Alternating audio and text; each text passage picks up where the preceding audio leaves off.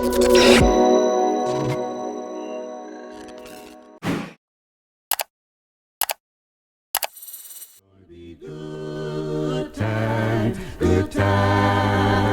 know there's gonna be Work every day till we meet ends.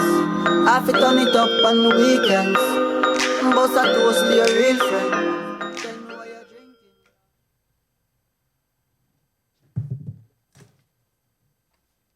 All right, we're in. Welcome back, team. Straighten up these mics a little, mics and headphones a bit, but Yeah, how are we today, bro? pretty good.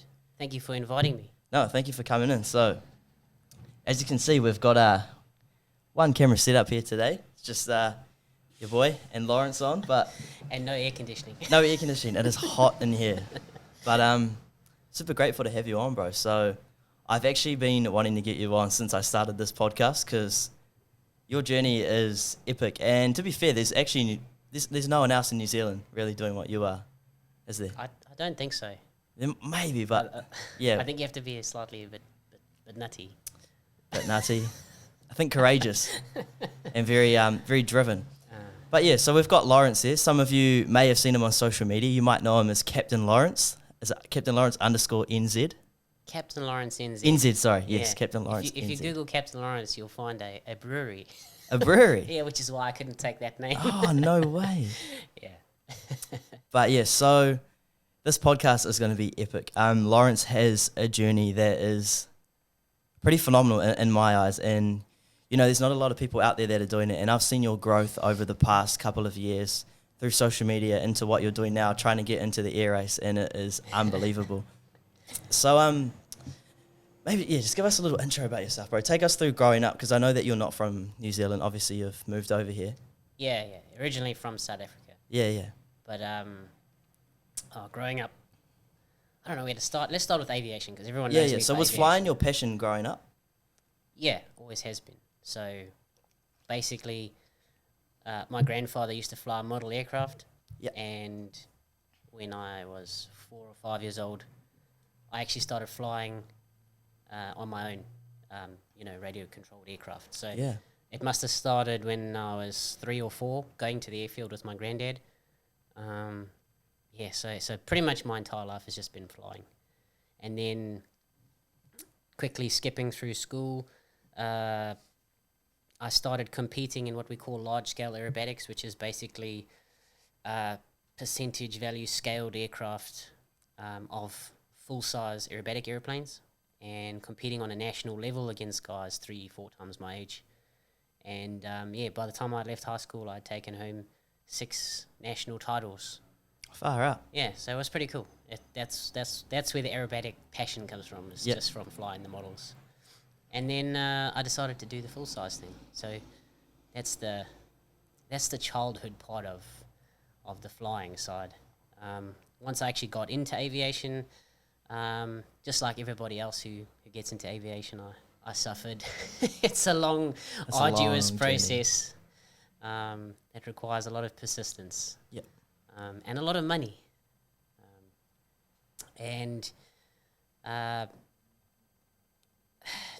If anyone wants to do a pilot's license, it's really difficult. But when you do a pilot's license and you're trying to find that first job, I think that's the worst part of being a pilot. because Flying it's for so it, hard to find and your a first business came and offered me a job.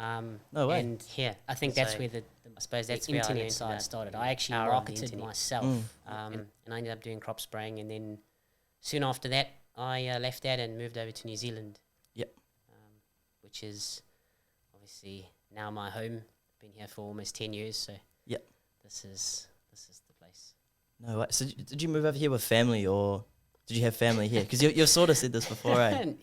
No, I moved here by Or myself. By yourself, yeah. But it's a funny story because I literally Googled interesting or safe and interesting and nice places to live. Yep. New Zealand came up number 1, and I sold everything and moved. I'd never been here in my life, No way. and I haven't left in 10 years. Yeah. What was that turning point, and what really sold it for you? Well, my fiance, she's lived in New Zealand before. And so when I said to her New Zealand, she said, "Oh, I'm sure we have some home family videos. Yep. So we went and had a look at the family videos, and it just looked like such a nice place. And so pretty much the only way I could afford to move was to sell everything I had, cars and other bits and pieces, and move without any plan of coming back because I didn't have enough money to come back. So I just had to take the leap. Yep. Was So it- were you with her in South Africa? Or no, did Yeah. you? Oh, you were. Yeah. So from high school. Yep. Well, just at the end of high school. Yeah, but you moved over by yourself first. Yeah. So we obviously wanted to move over. We weren't living together at that time, Yep. and her parents decided it was a good idea as well. Yeah. And so she could come over with them as a dependent, and I had to finish out my crop spraying contract. Yep. And as soon as that was finished, I sold everything, bought a ticket, and moved over. That was that. Real good, eh? Right. So you've moved over from South Africa to New Zealand now. Yeah. How long is it? Minette is your partner? Yeah. Minute. Yeah. How long after did her and her family move? They actually moved first. Oh, they moved first. Yeah, Right. because like I Oh, said, so I you had to I finish a- up the contract. Sorry. Yeah, Yeah. So I finished up my contract about 6 months after they moved, Yep. and moved in December, I think, of 2013 or something. Yep. How was that move for you? Scary, man. Yep. Scary. New environment, new challenges. Well, you try to fit your whole life into one suitcase, a briefcase, and a backpack. That's a lot. Yeah, so moving over was just basically take everything that I feel is important, Yeah. and everything else has to stay behind, Mm. and completely start from a fresh, which was good. I enjoyed it. I like challenges. I like things that are new. I like dynamic stuff. So Yeah. So I guess taking it back to obviously growing up, like your granddad showing you different things. So was he a pilot as well? no, No, he was. no, He got you into. He got involved with aviation because I think he tried to join the Air Force. Yeah. And had a problem, a medical issue that failed, or that caused him to fail the induction into the Air Force. Yeah. And he kept that passion for flying though, which meant the only way he could really fly was to do model aircraft. Yeah. And when I was sort of 2 or 3, my mom said that all I wanted to do was go and watch the airplanes with my granddad. So that's sort of how that started. Yeah. Do you think obviously his passion for wanting to fly but not being able to sort of transferred into yourself now, like stemming from way back then? Is it sort of a slight passion that you I have? definitely think that was one of the reasons why I wanted to fly so bad, Yeah. especially when I was younger. But compared to what I'm doing now, I think I just amplified it by like 100. Yeah. But that's cool though, because I guess like psychologically, a lot of people talk about there's so many things that we do later on in life and we don't even realize it, but they're actually started way, way, way back. And it's probably not until you do them you kind of understand, wow, it actually has been with me all along. Yeah, exactly. Yeah, and then like moving into your challenges, I guess, of moving to a new country. I guess what's been the biggest challenge for you with flying now? Like, so obviously moving was one challenge, and then you get up to some pretty crazy stuff in aircrafts. I'm I like think- far out. I think the biggest challenge, if you take a base level challenge that's across everything, is finances. Flying is expensive. Like, it doesn't matter what you do in flying, it is expensive. Yeah, So when I moved, I had to obviously get the New Zealand licensing. yeah, That cost money. And then because at the point where I moved, I didn't have a lot, I had to try and do everything on a shoestring budget, and that meant less time, but you're still trying to achieve the same thing that people take months to achieve, and you're Yeah. trying to do it in only a few flights, Yep. which meant you sort of have to only just reach the standard and get through so that it doesn't cost as much, and that was real challenging because New Zealand's a bit different. I think the standard of testing in New Zealand is a lot higher than in South Africa. Flight Yeah. testing. It is different. The fundamentals are not different, but the way or the the level of professionalism in New Zealand is far superior to South Africa when it comes to testing. yeah, at the lower end, like commercial Yeah. pilot's licensing and that type of stuff. When you start going into the airlines, I think it's much the same. Yeah. Why do you think that is? I'm not sure. I think there's a bit more leniency, Okay. just by the way the rules are written in South Africa compared to New Zealand. Yeah. I mean, it's not all good.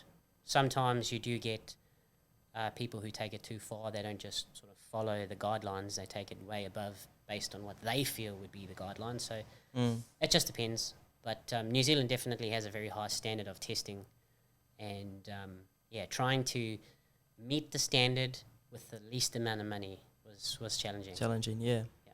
Because I know now, I know of a few people, I think Emirates might do it, or a few of the airlines over there, like you can actually go through I guess it's their graduate program Yeah, and so become a pilot. But you're not, correct me if I'm wrong, you're not allowed to fly in New Zealand, are you? If you do it that way. well, every country in the world has its own licensing. Yeah. Oh, really? Yeah.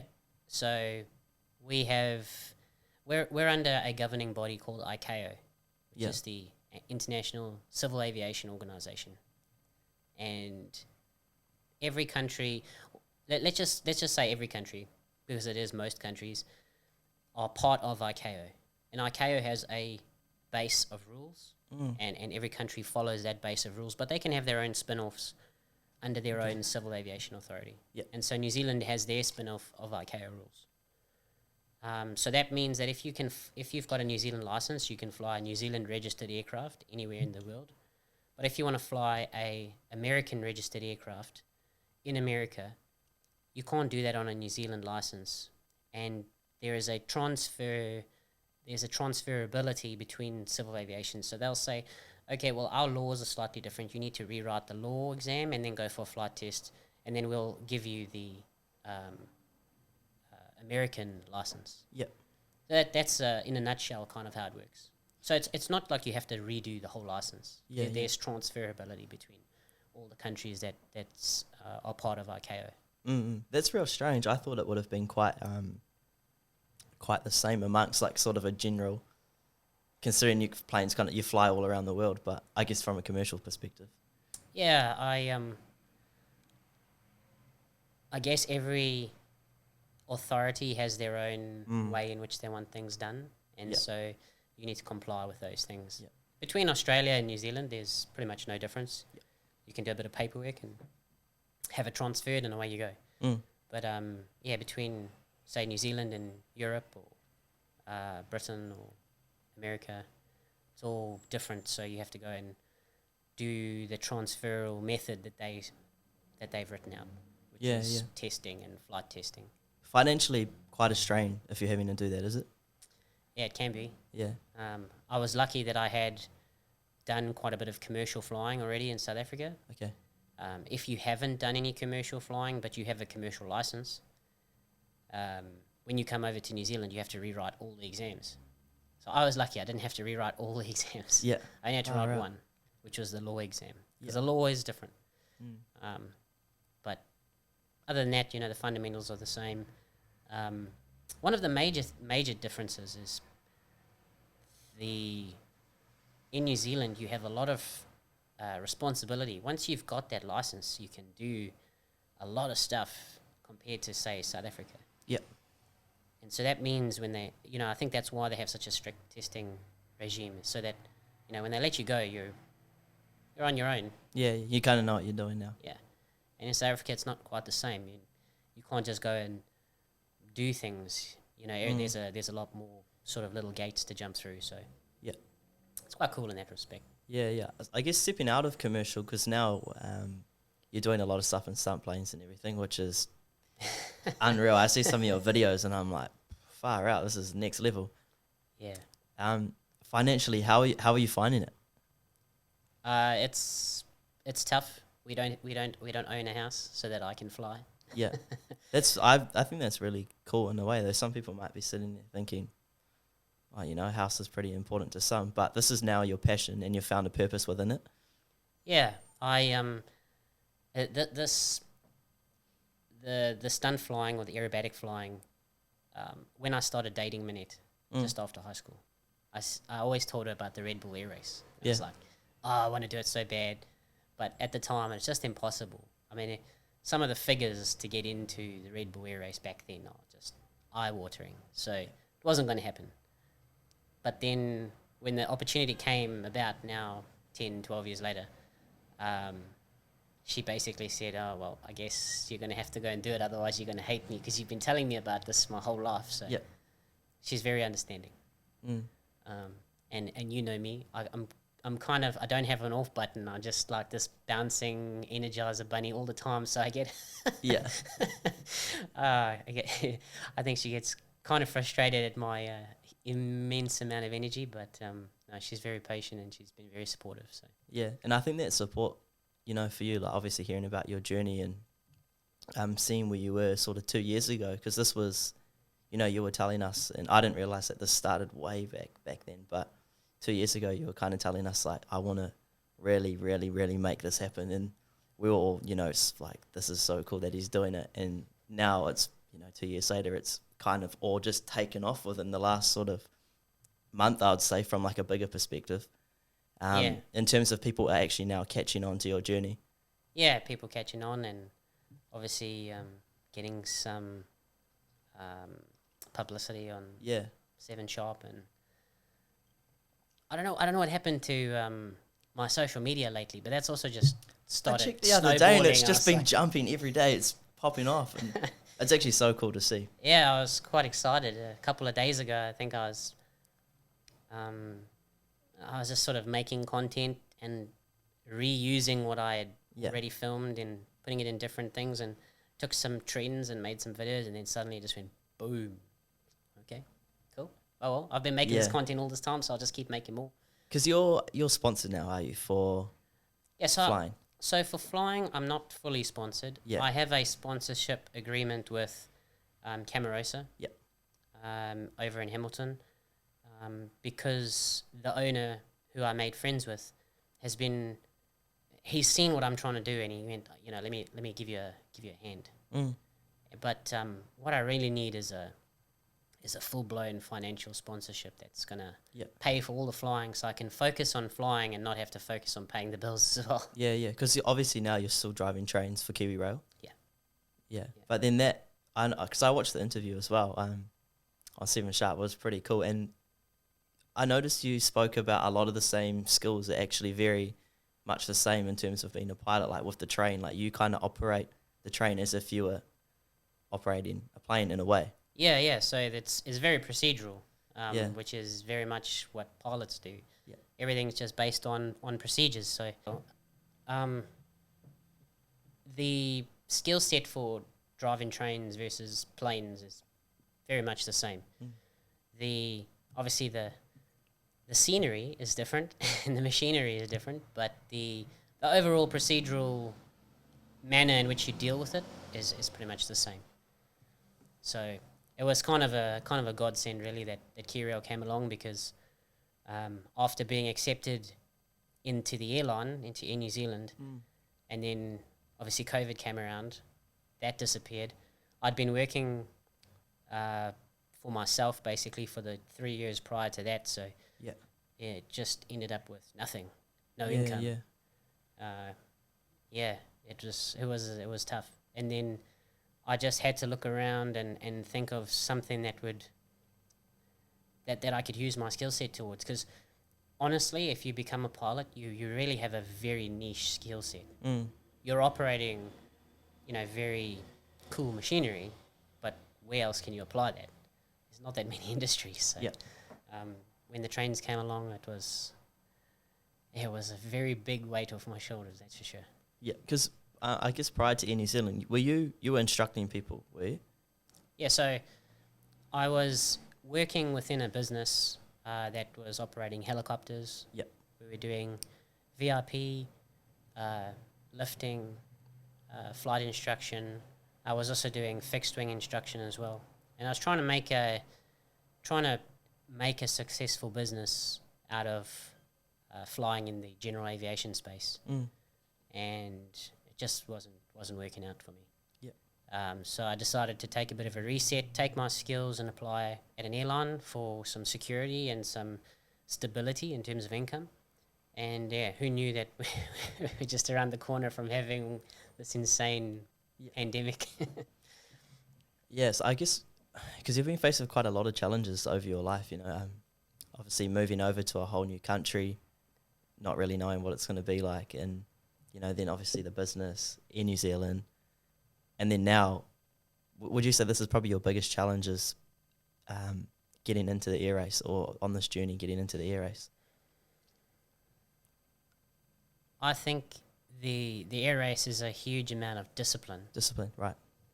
And, working out every day, even when I don't want to. Yeah. And posting social media and making content even when I don't want to. Mm.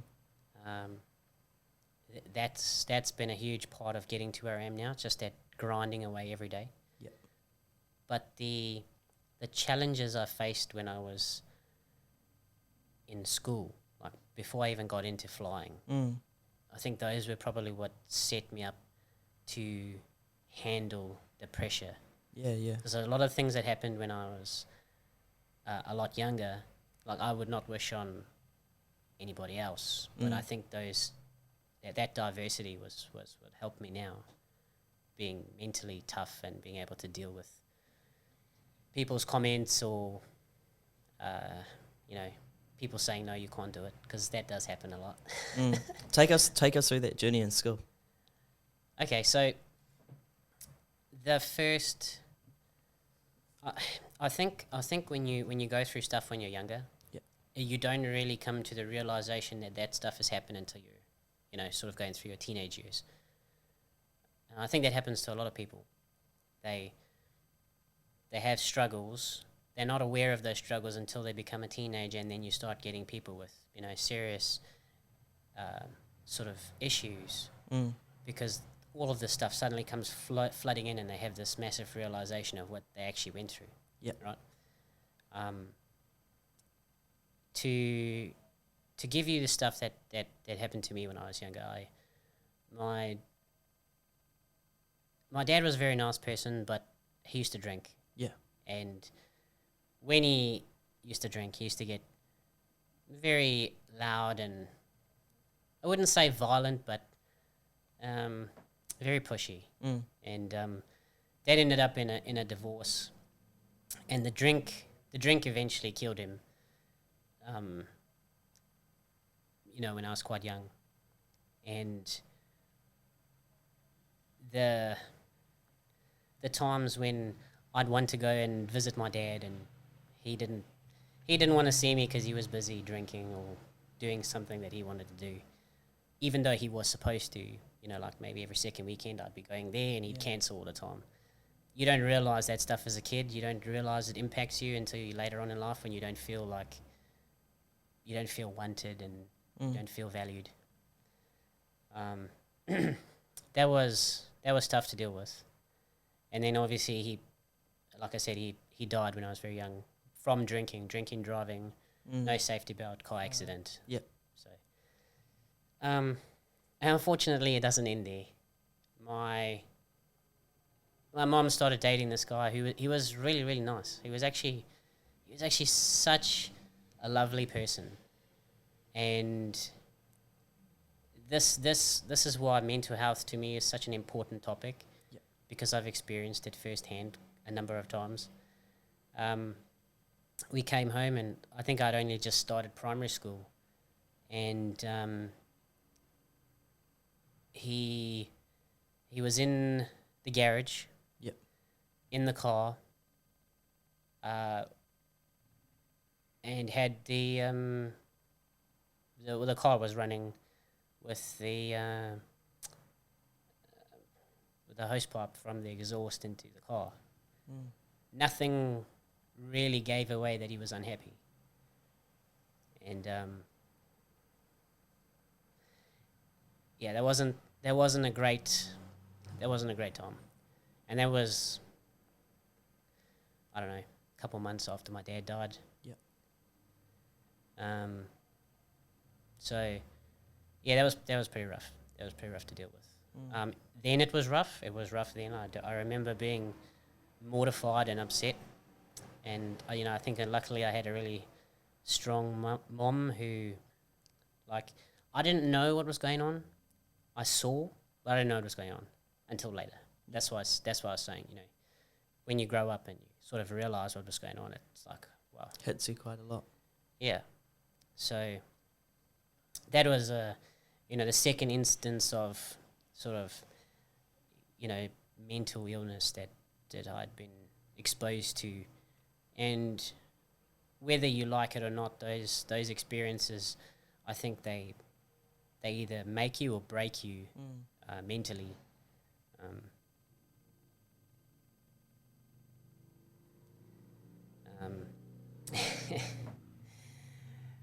Yeah, it's I mean, it's not a comfortable topic to talk about, but because we're on this podcast, and like I said to you earlier, I think I really like what you're doing in the mental health space, and a lot of people think that, you know, my life revolves around flying and everything looks great and everything looks fine and dandy, but I've had my fair share of crappy experiences, which I think is why I'm at this place where I am at the moment. All these different things build you into the person that you're going to be, right? Yeah.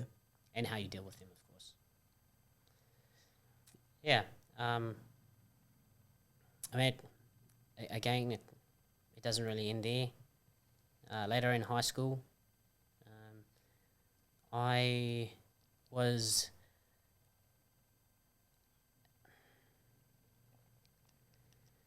I'll start that again. Later, sort of mid-high school, I was witness to one of my friends who was involved with drugs. Nothing serious, but it ended up giving him a bout of depression, and I had to witness him jump off a building, and that was mortifying.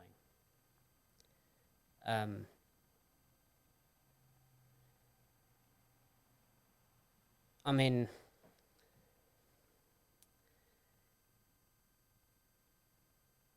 I think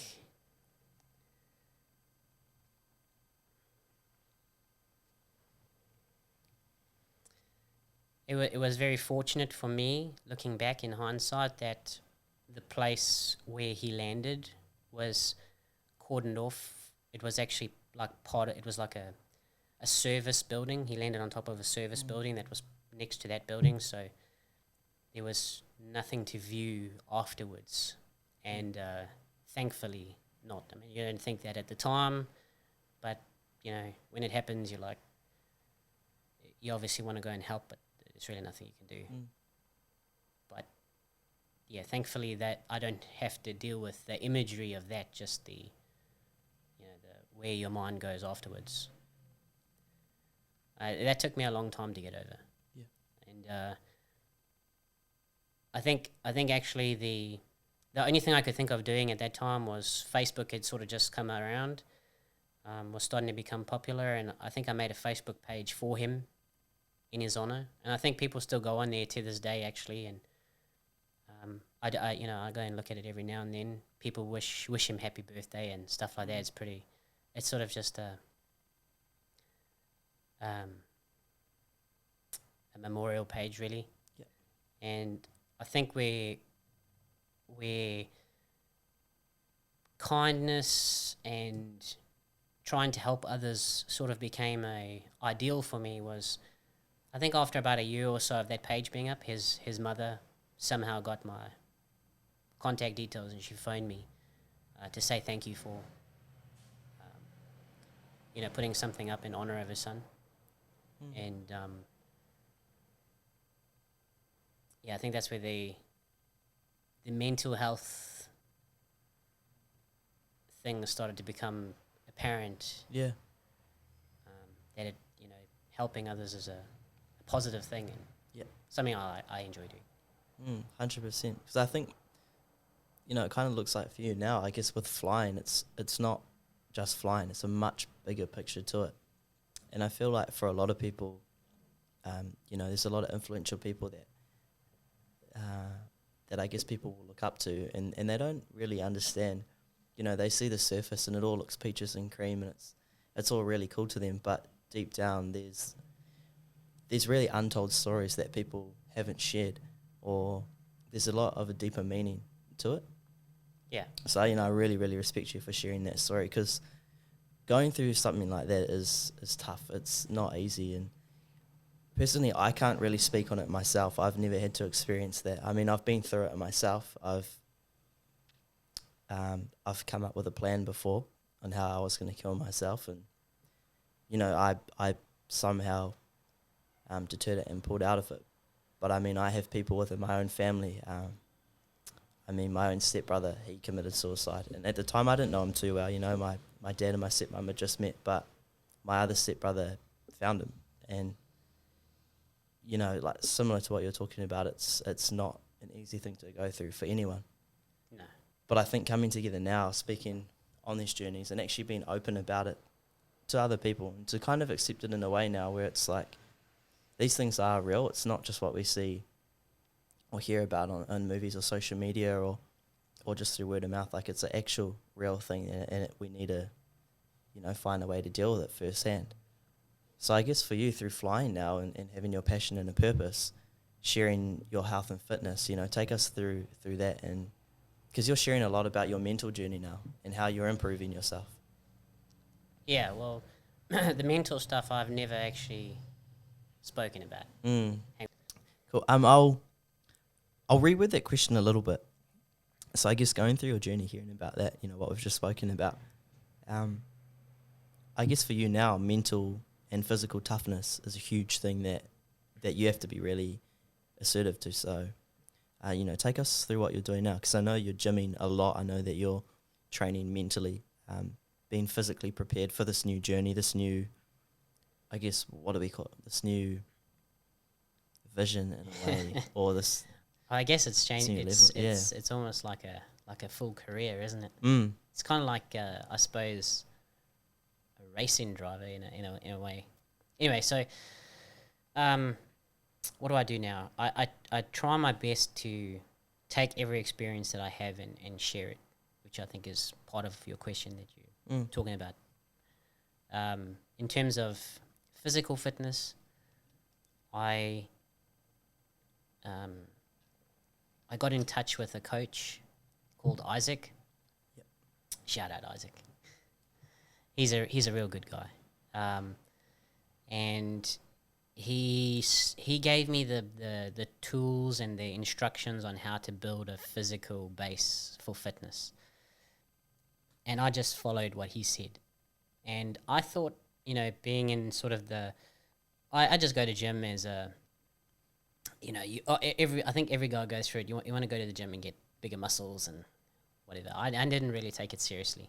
Yep. And then I started taking what he said seriously, and the transformation I had was not only on a physical appearance base, which was not huge, but the fitness level that I had, and the fact that I had no more like back pain and joint pain and stuff like that from doing all of the exercises that he had given me, that was a huge eye-opener. Yep. And that was just before this all came about now. And so what I'm doing now is pretty much the same thing, but less focus on strength, because strength equals muscle, muscle equals weight. I can't be heavy. So Yeah. I'm in the process now of changing my body to be more of like a hybrid style athlete. So I'm doing a lot of running. Yep. I want to get into cycling as well, and my goal physically is to be able to do Ironman. So I want to go and do an Ironman. Yep. That's my goal. I work better if I have goals. Yep. So at the moment, my plan is to run a marathon by February next year. Wicked. My friend is coming over from Canada, and he's running the 161 kilometer ultra marathon down in Rotorua, Yep. which you might know of. Yeah, it's a hectic marathon, that one. Yeah, so he's going to run the whole thing, and I'm going to pace him for the last 40 kilometers. Yep. So my goal is to run the marathon and then go and pace him. And during that, I want to try and source a bicycle to start preparing, and then start getting into swimming as well. I used to swim back in school, so Okay. I feel like I have a little bit of a base of knowledge. Yeah. Not so much the fitness, but the knowledge at least about swimming. And that'll move on into Ironman. Now, while I'm doing all of this, or why am I doing all of this? It's because when you train in that style where you're doing some strength, but most of it is cardiovascular exercise, and you're training for something that is a feat of endurance, you're training your brain as you're becoming more disciplined, and every day you come home, you're doing something. You're obviously physically more fit. You're treating your body more like an instrument where you're giving it the fuel it needs, the protein, carbohydrates, fats, and everything is very specific. The amount of calories you eat, etc., etc. And then that all leads into the air race, where I want to be this essentially fit machine that's ready to take it on. Yeah. The flying is not so intensive. Like, people think that the G's are intensive. You don't have to be super fit to take G's. You just have to be G tolerant. So that means if you got into a plane and you kept flying and flying and flying and flying and flying, you'd eventually get used to it. Your body get used to it. But where the fitness helps is the same as if I throw you into, I mean, you're a fit guy, but when you started CrossFit, 20 minutes of CrossFit and you're absolutely stuffed. Not even 20, it's 5 or 10. It's and then you have to go home and lie down for the rest of the day, right? yeah, you're knackered. But now, after doing CrossFit for, quite a while, if you did a 5-minute session of CrossFit, you could give yourself 20 minutes break and go do another 5 minutes, and give yourself 20 minutes and do another 5 minutes. Maybe you could do 5 sessions of 5 minutes throughout the day quite easily now. So it's the same process, right? Yeah. Just building up that endurance. So I want to be in a position where I'm the correct weight, I'm fit, so you feel confident, you've got that mental toughness and rigor behind you because you've been disciplined to train every day. And when you need to be doing flight testing all day and it's hot and you're sitting in a flight suit, and I mean, it's in a racing suit. It's not the most comfortable thing to be in the whole day. You're just overall a better package as a pilot, as a racing pilot. So that's my whole purpose at the moment, or the thing that I'm striving towards at the moment. Yeah. In terms of getting into the air race, like from a flying point of view, I can't do much more than what I'm doing at the moment, other than just competing in every competition that's available to me in New Zealand. And if the opportunity comes across, if the opportunity comes around in terms of sponsorship, where a company says, "Hey, we want to help you get to the air race. What do you need to do?" Well, I could go over to Australia and fly in some of their competitions. I don't have to take a plane across. There's aircraft over there, and when you're competing at such a high level, pilots are not really worried about whether you can fly or not. So there'll be planes available to hire from another pilot. I mean, to give you a bit of an idea, I'm flying unlimited. Unlimited is the top category in aerobatics. In New Zealand, there's only 4 of us that fly it. Wow. So out of the whole aviation industry, there's only 4 people that fly unlimited. It's not to say that no one else can. It's just you need the right plane for it. Yeah. And it's very uncomfortable. You have to be comfortable with being uncomfortable. Because you fly a sequence and it's, negative G's make it feel like your eyes want to pop out your head. And the positive G's they make you look really old. Yeah, because you use the straining technique, right? Yeah, so that's that's like the number one question I get is like, how don't you pass out? Yeah. Like, well, there's a thing called a straining technique, and you can learn about it on YouTube. I think they call it the anti-G straining technique. Yeah. And most of the pilots that demonstrated are military pilots, and they're doing 9 Gs for maybe 30 seconds. And that's the other massive thing. G loading is intense, but when it's over a long period, that is a feat to be able to withstand that. Yeah. Because your brain can deal without oxygenated blood for a couple of seconds, and then it comes back and it's like nothing happened, which is kind of what happens when you pull a lot of Gs. All the blood rushes away from your brain, pools in your legs, and so your brain is not getting enough oxygen, But if it's only for 3-4 seconds, and then boom, you're out of that G-force, blood comes back and oxygen, etc. It's not that bad. You can get used to it. That's why I was saying you can get used to those Gs. But you try and do that for 30 seconds, and you got to keep that strain and force your blood to stay in your head. That's intense. Those military pilots are crazy. Yeah. I mean, I think I saw the video you shared the other day of I don't know what they call him. It's like the G Master or something.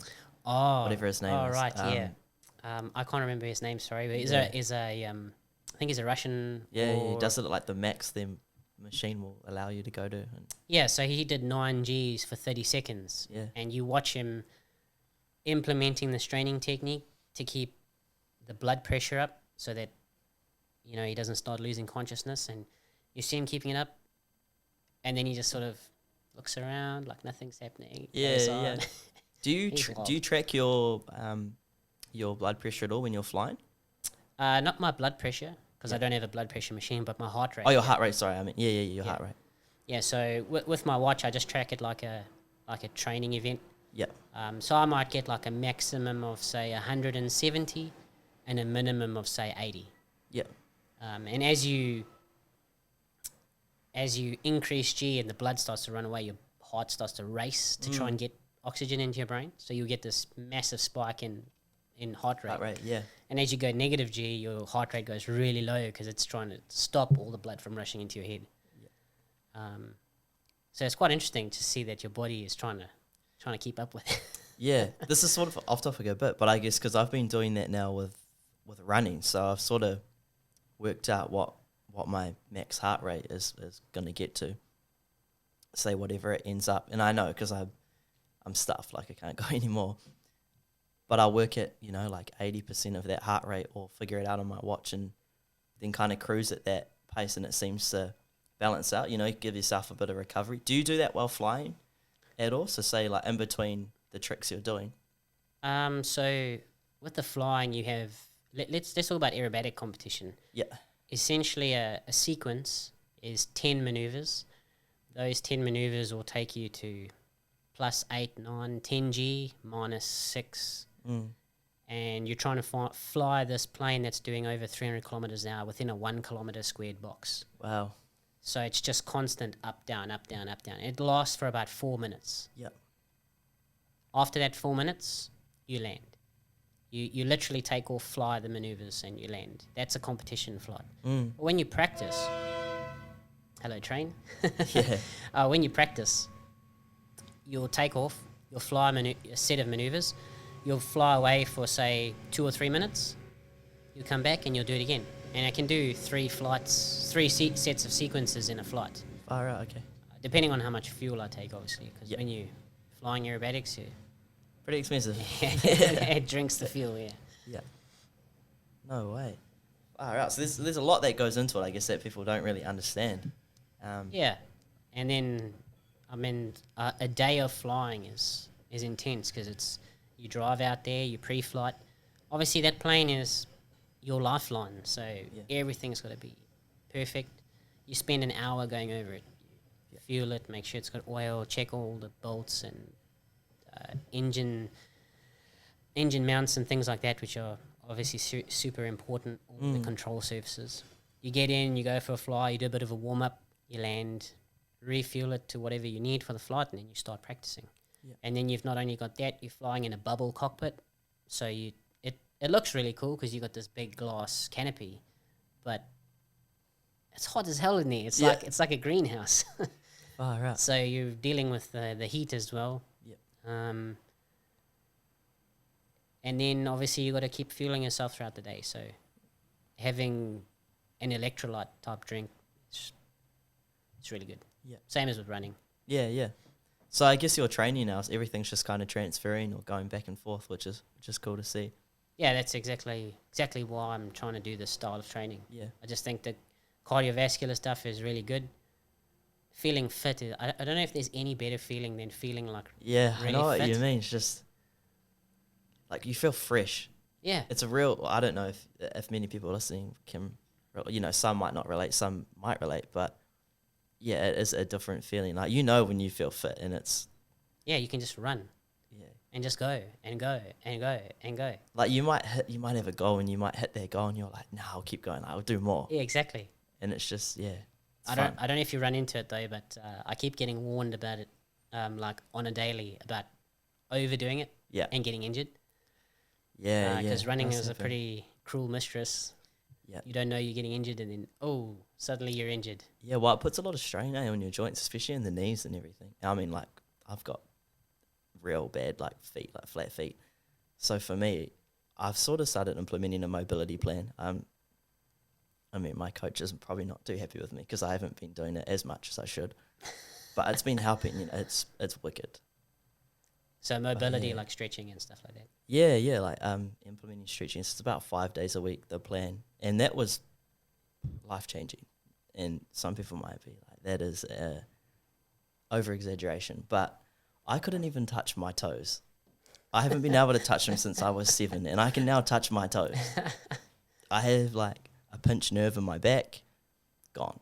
Similar to what you were saying with you exercising, your back pain or your, you know, the little injuries and stuff. Yeah, they just go. Primo. Like I don't know if you ever had this, but before I started really getting into like deadlifting, and again, this is not deadlifting for the most amount of weight.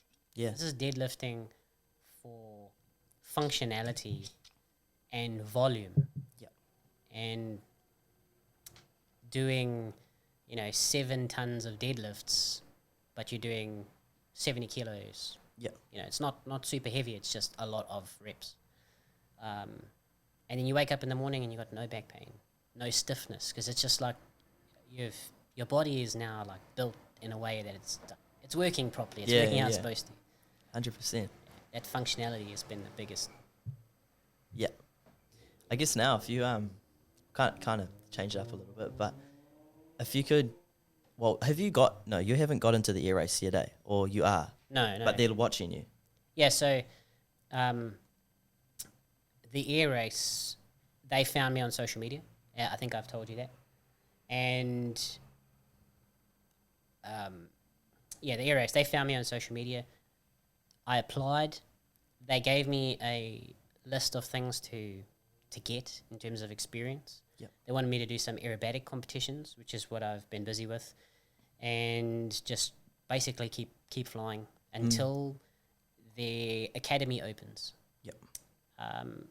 I said to them that, like I was taking it really seriously, and they were happy enough to write me a letter-headed email to give to businesses, people who were potentially thinking about sponsoring me. No way. As a way of, having Recognition. I've got some evidence, some recognition from them. Yeah. So I speak to them quite often, like every month or so. I'll speak to the head of the pilots, and they obviously follow me on social media. They comment and like and talk to me on social media. So it's just the grind of just keep going, and yes, I know you have the doubts every now and then, like, is it going to happen? That type of thing. It's like with anything else. But Just have to keep going. just have to keep going, because if you don't, it will 100% not happen. Yeah. So You might as well be one step forward than one step back. exactly. So, and not only that, I look at it from another point of view as I'm getting fit and training a lot, and it's something I've always wanted to do, and always felt like I used to hate running. I used to absolutely hate running, and I could never run more than, say, a kilometer without feeling completely gassed and having to walk. I'm running like 10 kilometers now without walking. Like, come on, it's just, you can do it. And that's what I'm finding out with myself, is I can actually do these things that I thought I never could or never would want to, which is cool. It's amazing, eh? I guess if you were to go into the air race, what would be your dream plane to fly? Or own, even if you got sponsored one, what would be your dream aircraft to compete in? I would love to buy an extra 330. Not sure if you know what that is or what it But looks you like. put it up the other day, I think, eh? The photo of it? You had a pole. Oh, so that it similar? so that pole, that was actually an extra NG. I actually didn't think about it. An NG would be amazing. Yeah. Extra NG. That's one of Extra's newest aircraft. Yeah. Either that or a Game Bird. I really love the Game Bird. Sort of describe how they look. a little bit, if you can. Okay, so the game bird is really easy. Imagine a new Lamborghini Huracan Mm. with wings. Wow. That's next level. That's kind of like the game. I don't know why the game bird has a very futuristic look to it, Yeah, that's and cool. it's almost like the Lamborghini-esque looking. Great. It's like the Lamborghini-esque looking plane. Yep. That was on that list. And you got Extra. Extra have been around for years. They're a solid, tried and true aerobatic airplane, and they're sort of going into the composite space where they're making composite aircraft now, which is the NG. Then there's some experimental aircraft like the Edge 540, which has also been around for a while, and which is a very popular plane in the air race. Yep. A lot of people take that sort of framework and they modify it and make it into a race plane. And the MX aircraft, MXS, I think it's called, which is, you won't know who this guy is, but his name is Rob Holland. He's probably, I mean, in my eyes, he's probably the best aerobatic and airshow pilot in the world. He's just, his maneuvers are so precise, and he's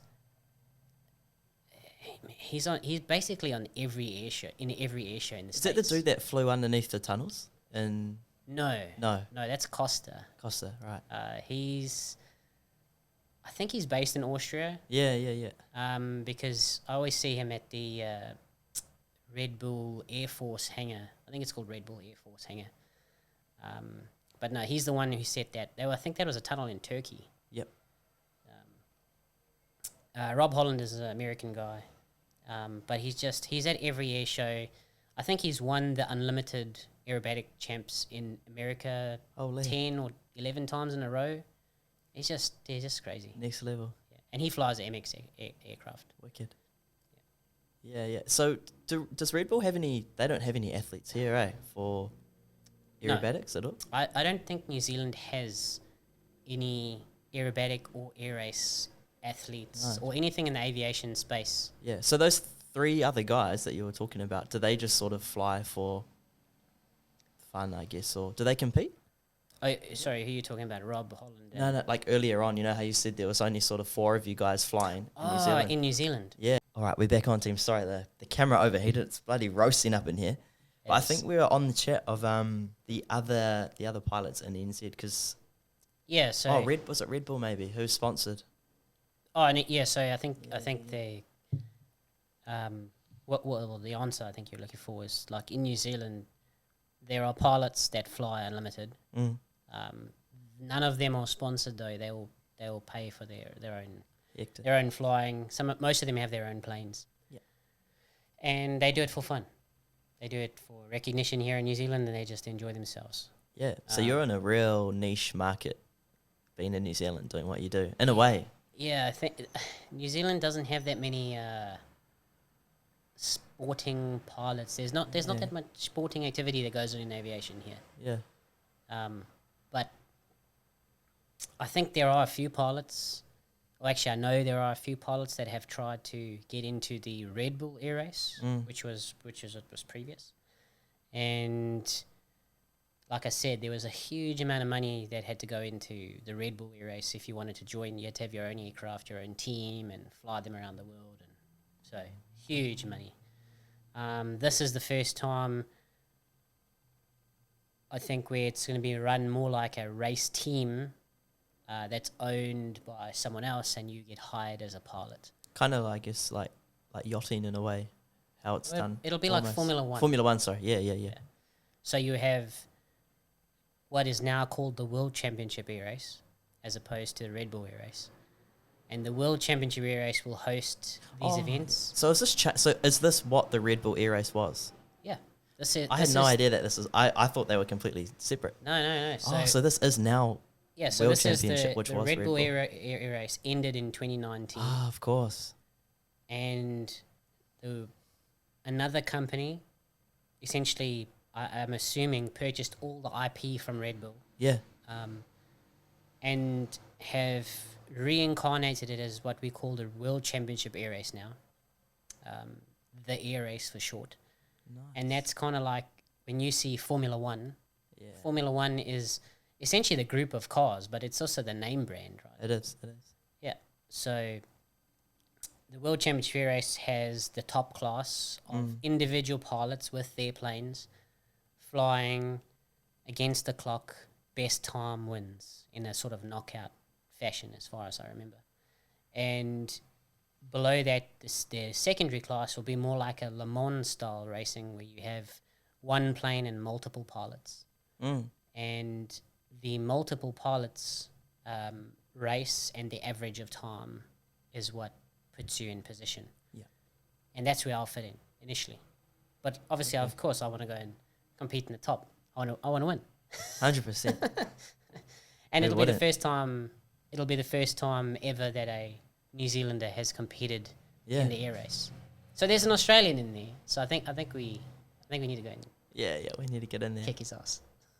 100%. See, I wonder. I guess with Red Bull, then, if they ever would look for pilots in New Zealand. Well, Red Bull now would just be a sponsor. So Yeah, a lot yeah. of pilots have Red Bull as a sponsor. Yeah. Every athlete, depending on how much money and how much eyes they bring to the table, you know, the sponsorship is different. But who knows? The sponsor might be someone completely different. Yeah. Because at the end of the day, it's sponsors really, they want to have their name on an athlete that is going to bring them either views or Yeah. positive publicity or Yeah, you yeah. know, something along All those about lines. marketing these days, eh? Yeah. But I mean, hey, that's how the industry works. So Yeah. But yeah, I like now things are starting to roll ahead. I really looking for that, you know, that sponsor or partner to come out and work with me to get to the air race, because yeah, without finances is just Yeah. you know, it's almost impossible. Yeah, because you're kind of on that step now, eh? Like it's all or nothing. It's getting to that stage where it's Yeah, it's just you kind of have to step into it, and this is now your life. It's like I am Captain Lawrence, like 100% now. yeah, exactly. Yeah, And I think one of the best parts is coming into an air race or anything that's in front of the public eye, that's entertainment, right? Like Formula One, it's entertaining to watch. Even though it's a race for the drivers, it's entertaining for people on the outside. Yeah. If you it's a have performance, eh? Yeah, exactly. Yeah. And if you have someone that you're already familiar with, such as myself, you know, I think that helps. That helps with that helps the team. That helps the publicity of what you're trying to do. That helps in all aspects. So Yeah, I think I've got a fairly good recipe for moving forward, and I'm enjoying what I do. I'm really having fun with it. okay. I work really hard. You do, and you I do. spend a lot of hours doing stuff, working, whether it's, you know, actually making money to support my flying or making content, but Yeah. it's fun. Coming on a podcast on your Doing a day off. podcast. Yeah, when I should be running, should be training. I appreciate But it. my friend's telling me, no, you shouldn't be running. You're going to get injured. Yeah, Don't yeah. be stupid. No, good shit. I think we might wrap it up there then. That was wicked, bro. Like, I'm stoked to have you on. That was good fun. Yeah, I I've been wanting to get you on for a I while. hope that in a year's time we can do this podcast again, and it'll be You might a be too complete- famous for me then, mate. You might be No, with all the head honchos at no. whatever organisation, living it up in resorts around the world, flying. You might have to pay me a few million. to Yeah, I have might me. have to pay you to get on. Nah, Hey, bro, got it. No ways. Yeah. No, That'd I be hope cool. in a year's time we'll come on here and everything will have changed again. Yeah. I feel like for us as well, in a year's time, I don't think we'll be here. We'll probably be A place that has air conditioning. a place that has air conditioning for one. But yeah, both on some cool journeys, and that's wicked. I think before we wrap up, anyway, this is the Good Times Club podcast. So one thing that has just been a good time, whether it was when you were younger, now, you know, it could be the best time you've had in your life. But yeah, just a good time, just to kind of reflect on the moment a bit and wrap up the body. How's about a good moment in time? Yeah, let's go there. When COVID came along and I had nothing left. I didn't have a job. I had no money. Right at that point where I felt like there was just, I couldn't do anything with life. Yeah. You gain a very acute appreciation for everything that's little. The fact that you just can go home and have food, that you have a house to live in, that you have a family, stuff like, that type Yeah. of appreciation. Now, at this point where everyone looks and goes, oh, I'm flying and doing all these bits and pieces, honestly, just staying humble and being grateful for those small little things is probably one of the best moments that happened to me. And it happened in a moment of absolute adversity. Yeah. So that I think is a lesson in itself that a lot Wicked, of people man. should take on board. I like that. It's really, really special. Yeah. Yeah, thank you for coming on the podcast. So for people that want to find you, you're on pretty much most social media platforms now. Yeah, if you just Google Captain Lawrence NZ, because Yes. we're representing NZ. Not Captain Lawrence, will come up with a brewery. Yeah, that's the one. Captain Lawrence NZ. If you just Google me, you'll find me. My website, captainlawrencenz.com. Nice. But yeah, we'll I'm pretty we'll much link those across in the everything. podcast as well for you, so people can find you from there. But just in case they're a bit lazy to click on the button, just so they've heard it. Yeah. Yeah, and I'm sure a portion of this will be on my YouTube channel, so you'll be all linked down there. Yeah.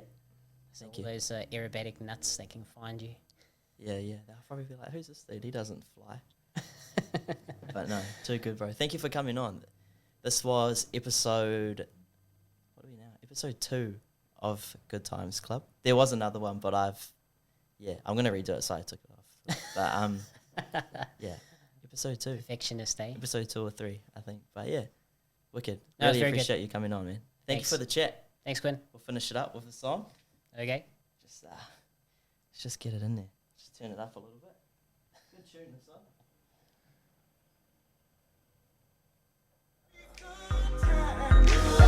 Good time, eh? Good times, it's gonna be some good times. Man, we used to pull up and let them fight at that hood time. Remember, I used to grab on that ass when it was about that wood time. If that little bitch walk up tripping, she get that much time.